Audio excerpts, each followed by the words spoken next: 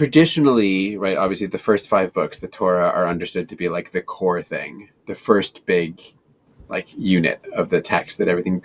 I don't think it's true. Other than narrative discrepancies, what are the signs that point to these multiple authors? Why do I need something more than narrative discrepancies?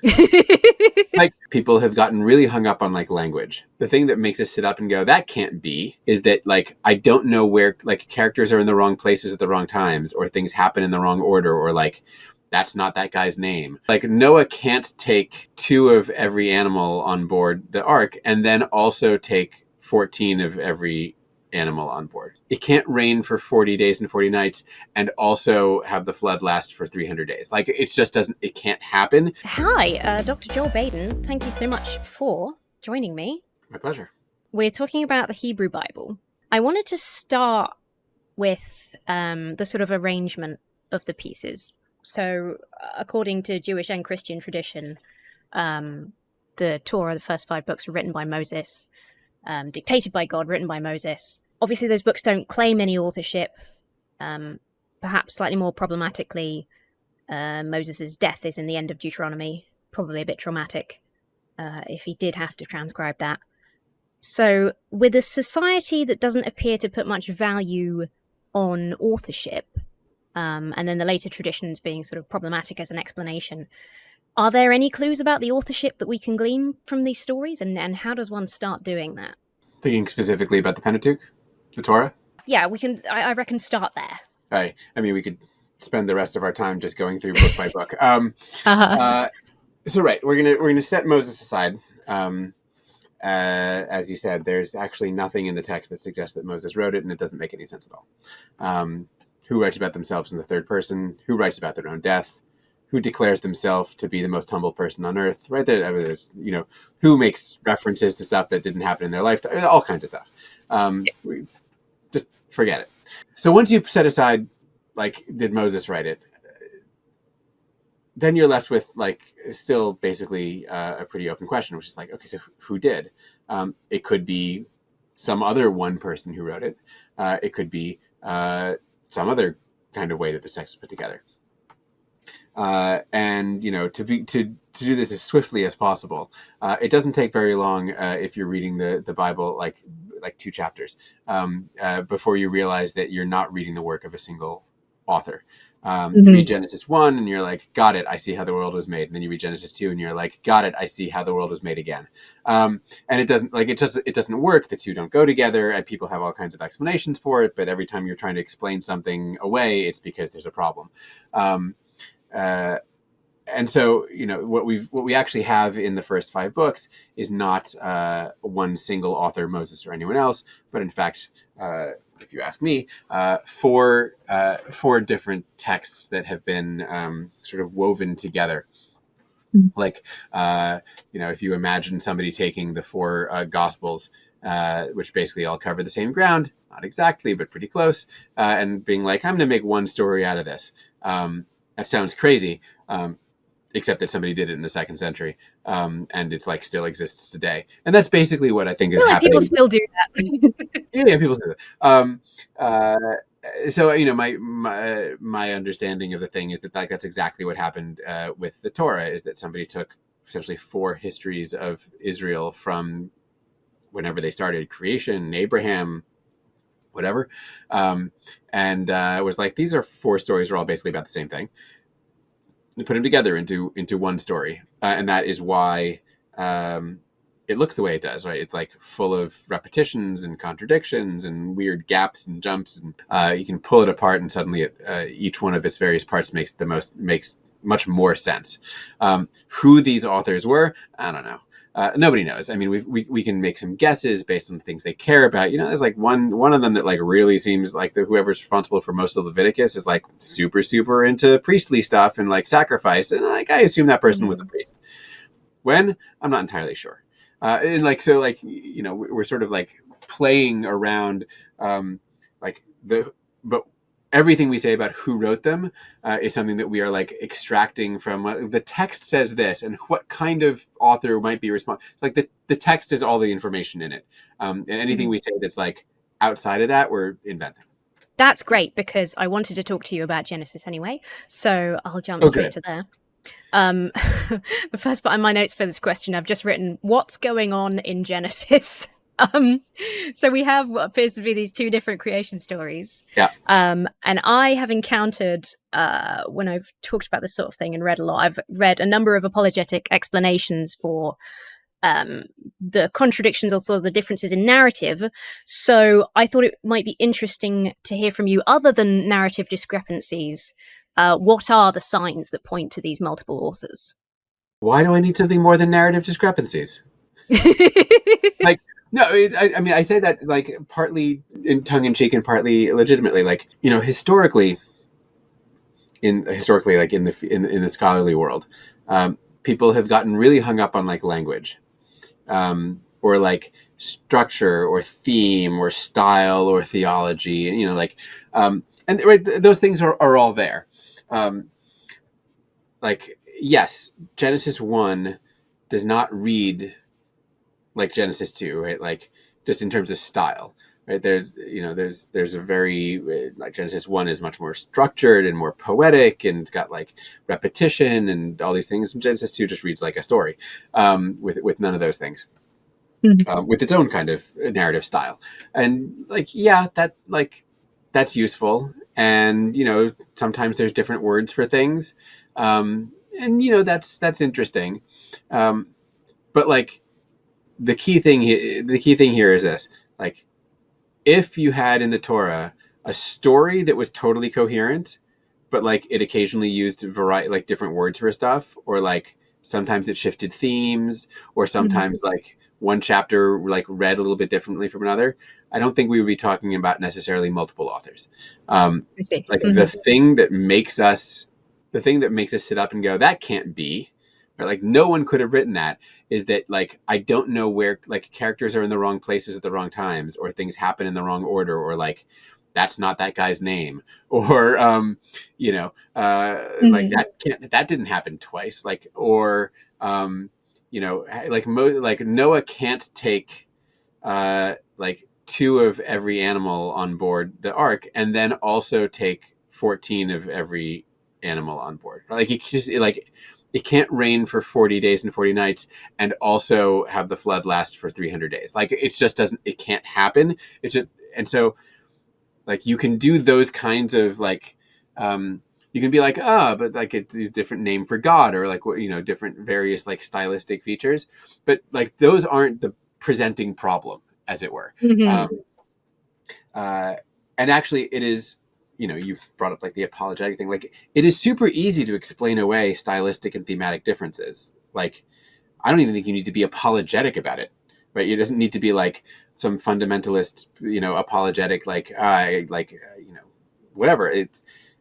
There's lots of reasons that stuff could happen. I mean, you read any book today, and like a modern novel, and it doesn't use the same word for the same character every single time, or like, there's, and like, themes can shift over the course of a book, and like, narrative style can shift over the course of a book, depending on what's being discussed, or like what wants to be communicated.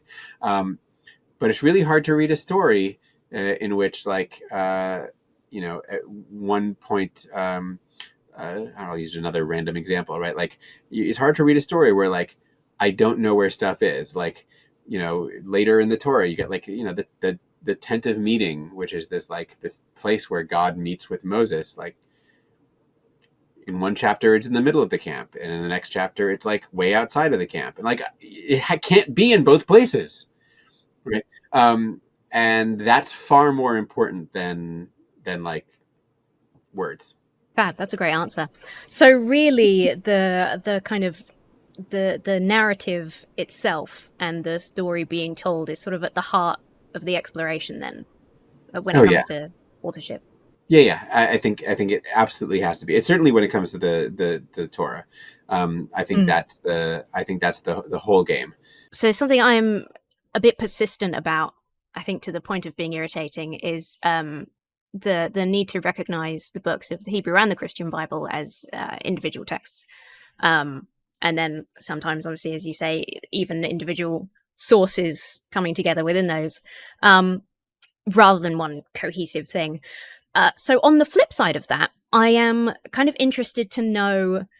See, this is a broader question than you probably have the mental capacity to answer right now. I'm interested to know how the Hebrew Bible came together, sort of individually, how the Torah and the Nevi'im and the Ketuvim came together, and then how those all came together. When did this start collecting? When did this stop being, or was it never individual stories, from the first? First of all, don't underestimate my mental capacity. I apologize. uh, it's a very big question, and it's not one we necessarily know definitive answers to. In some cases, here's what I can tell you.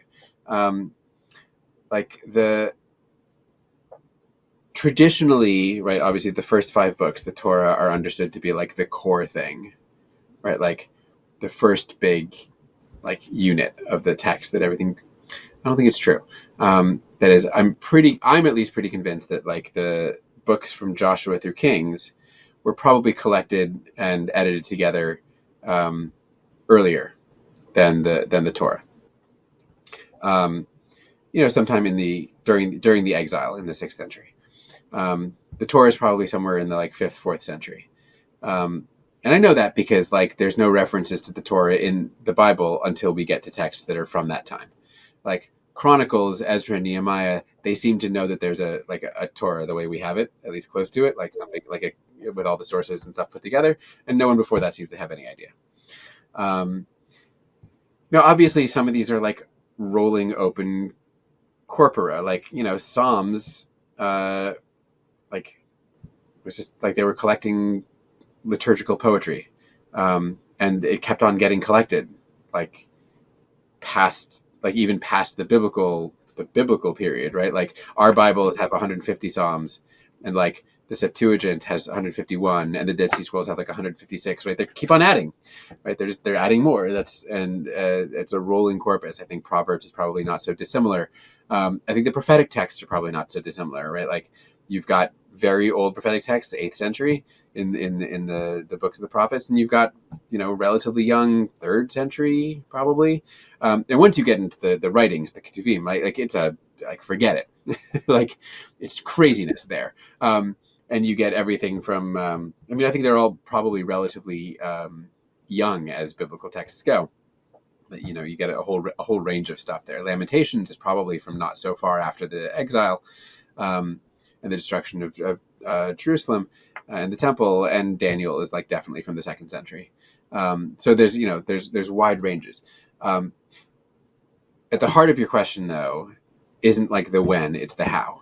And I think it's you're asking something much bigger, which is how does a collection of individual texts or individual corpora, text, whatever, how did these various pieces of literature come to be Bible, right? And the first and most important thing, and this is probably not so dissimilar from what you mean when you're I'm focused on individual texts, is not a single one of these texts that are in the Bible were written to be in the Bible. Right? I say it's nobody woke up one day and they were whew, today I think I'm going to write some Bible. Right? That's not a thing. What counts as biblical is not something that is inherent to the text. It's entirely located in the reader. That is to say, it's the communities of readers, right? So, and this is true of the minor, of the micro Bibles too. So why is the Torah the Torah? Why is this collection of prophets? Why is it this collection of Psalms? That's the ones that the people who were reading it were reading, right? That's the text that they had, the text that they considered to be important, authoritative, not necessarily biblical. That's not no one in the ancient world would be this is Bible. That wasn't a concept. Something closer maybe to scriptural, if you're talking about a community that takes certain texts as having a particular authority and religious authority, fine. But none of them started that way, right? They all started as literature. It's an organic library, right? It's a user library, right? So what are the communities reading? What do they consider important? What do they consider at certain points sacred? Even into the early, Common Era, right? We have this conversation going on in ancient Judaism, right? The rabbis are discussing like, well, is this book in, is this book out, right? Which suggests that like it really is about like, like a community of use. If, the rabbis have their library, which is really our library now, the Dead Sea Scrolls communities had their own library, right? So there's like, they've got texts in there that we aren't in any of our Bibles, but for them would have absolutely, as far as we can tell, been authoritative, scriptural. If we were sort of intellectually descended from and culturally descended from the Dead Sea Scroll community, we would have a different Bible than the one we have now. Mm. All of which is to say, like, we really need to think about this as a bottom-up, not a top-down kind of process. That, like, the Bible, what is in the Bible, whether it's what's in any individual sort of segment of it or what came to be in it as a whole, is an organic determination by a community of use. And we know this even today because my Jewish Bible doesn't look like my friend's Catholic Bible, doesn't look like their friend's Protestant Bible, doesn't look like their Greek Orthodox Bible, doesn't look like, like all of these different communities have different Bibles because that's where Bibles live. They live in communities. Fascinating. I suppose part of why I was thinking about this, part of what I was wondering, hopefully isn't too silly a question, but I was thinking about Deuteronomy and how much it's recapping, or how much it seems to be recapping, as far as I can tell. And I was wondering what the audience for that might look like, and whether the sort of like readership of that, if that was like a recapping because they might not be so aware of the text that it's recapping, or if maybe they were more familiar. Yeah, it's a super complicated, interesting situation. Because here's what's clear. It's clear that the authors of Deuteronomy knew like the earlier stories, right? They knew stories from Exodus and Numbers and probably Genesis, and like they knew that stuff. They are recapping it. They're rewriting it. They're retelling it from their own perspective. So clearly those texts existed and were important enough for the authors of Deuteronomy to use. Did the audience of Deuteronomy also know those texts? I'm not sure. I don't know how I would know that. What I know is you don't need those earlier texts to read Deuteronomy, right? Like Deuteronomy tells the stories. You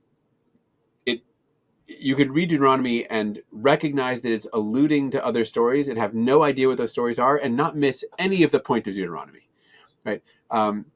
And so I don't know. I don't know whether the audience of Deuteronomy was like, aha, I see what you're doing. You're cleverly retelling those older things. Or if the audience of Deuteronomy was like, cool story, dude. Like, either one is possible. We have to keep in mind that like the people who could write Deuteronomy and the people who could read Deuteronomy are probably like the Venn diagram is like nearly a perfect circle, right? Because the literate community in ancient Israel was incredibly small. But, certainly it is worth considering the possibility that Deuteronomy was written and read by folks who had no idea about these earlier stories, and we just don't know things like did the person who was responsible for Deuteronomy or people who were responsible for Deuteronomy, are they representative of anyone besides themselves? Okay, they know those older stories, but like maybe they're the weird ones. It's just impossible to know. So every time we see like textual reuse in the Bible, right, I think our instinct is to be like, oh, it was reused because it must have been important or authoritative or sacred or biblical or whatever. And there's no reason to think that. And of course there are stories that sort of like float in the air, and you don't need. In the case of Deuteronomy, they're definitely reading these other stories. It's like verbatim, word for word. Plenty of other places where you get one text that's retelling a story from another one, but it doesn't like they know the same story in the same way that like I could tell. I don't know, like you're British, so I don't know if like I think George Washington and the Cherry Tree is like American legend that like I could tell as a story, but I don't know that I've ever read it in a book. or if I did, I was like 4. You're like, so like, there's In the stuff that's cultural out there. consciousness, I see. Right. There's stuff that's like in broader cultural consciousness. And then there's stuff that's like clearly verbatim, and clearly textual. And none of it necessarily means that what we're looking at is like some like high scriptural Bible concept. Leaning on the good old fashioned I don't know. It's always nice. Okay. I wanted to also touch on, because I had a little chuckle when I was checking out the lesson plan for your course. I liked that the Exodus lesson started with the I knew it was sentence. going to be the Exodus lesson. Yeah, the Exodus didn't happen, and I thought that was a very funny, blunt start to the description. So I kind of wanted to ask. I think the reason that I notice a lot of pushback on points like Exodus, anything where you say the story is ahistorical, I think in part that pushback might be a reaction of people almost hearing that something didn't happen and hearing that as an accusation of deception or something like that, or like lesser importance because it wasn't historical. I wondered, and I feel like the answer might be no. Is it possible No. to get... Oh, sorry. I went too soon. Sorry, you go. Okay, we're done. Is it? Can we get any insight from the text into any of the intent? I know that that's like the impossible. We can't get into their heads, but is there any insight we can make into what they were going for, these authors of these foundational stories that do blend history and myth? If it was intentional in that way. Do you know what I mean? I don't think I phrased the question particularly well. So again, like as you point out, like it's hard to know some stuff, including things like intention. I will admit, I kind of assumed that they thought that it was real. My assumption is by the time people are writing down stuff like the story of the Exodus, and multiple people are writing it down, and they're all telling it differently, right? Which is one of the reasons that it's probably like that we can't talk about is like its historical accuracy. Like which Exodus story are you asking about? But by the time any of them are writing it down, that story has, I think, existed out there in the world. It has been told orally, probably for generations. It has been, localized into different tellings of it, and I think probably like it is believable. It was believable in maybe like a slightly different sense from the way that we like think about history. They weren't writing history, right? There was no such thing as history, right? There in the way that we imagine it, like an accurate telling of the events of the past. Right? That's not. Nobody was like thinking that was the thing that they were doing, right? Stories had purpose. They were told for some reason, not just to tell you what happened in the past, but something beyond that. But my assumption is that nobody was trying to deceive. Most people weren't trying to deceive. Certainly stuff with the Exodus. I think they were just telling the stories that they knew, and maybe shaping them a little bit to get various emphases across. But like these were their people's stories. This is some, I guess, as close as they had to like their history, not like as a literary genre, not as like the retelling. But like, identity is formed from where we came from and who we are, and like and our past. And in the absence of books, movies, film, data, records, like they didn't have all the tools that we have to like know what happened in the past. They didn't have any of that. So what they had is the stories that they told, and that's like, I don't think anyone was trying to fool anybody. I think most people weren't trying to. I keep on taking that back because like I'm convinced that there are in fact some biblical texts that are actually trying to like reshape the way that people understood like what had happened. Like mostly the story of David, which is one that I've written about a bunch. It's like that's one where I'm pretty sure that like what that text is doing is being like, you thought it was like this, but actually it was like this. Which is actually doing a lot of preserving of, I think, historical fact, but is also trying to sort of like trying to wink fool the reader into thinking something. A bit of political spin. Oh, you know what you're talking about, I see. Indeed.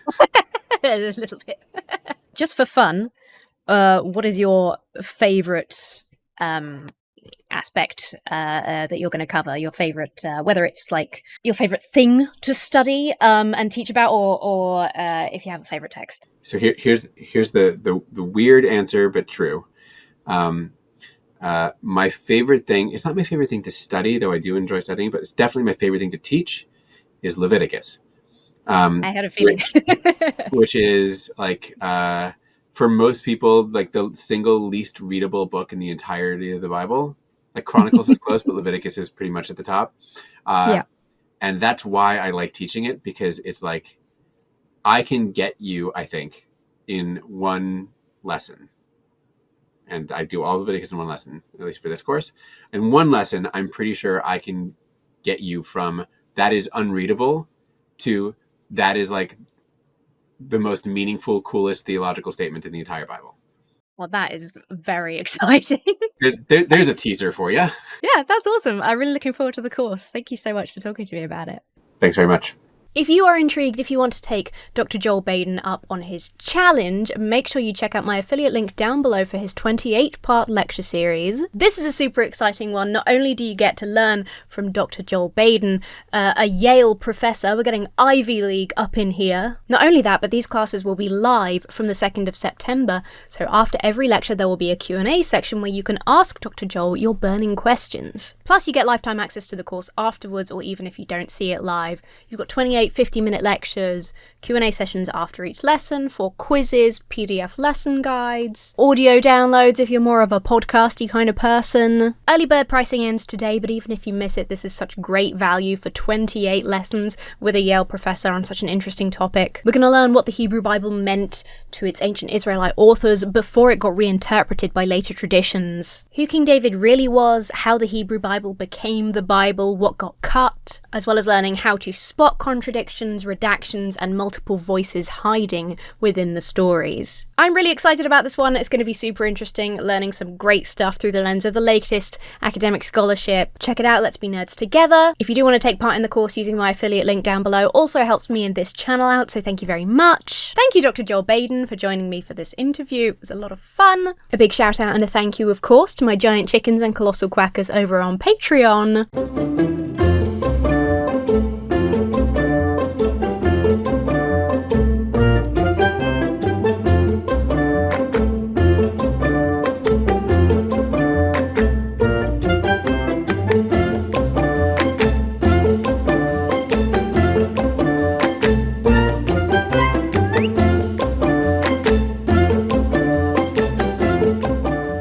Most importantly, have yourselves a very lovely week, and I will see you really soon.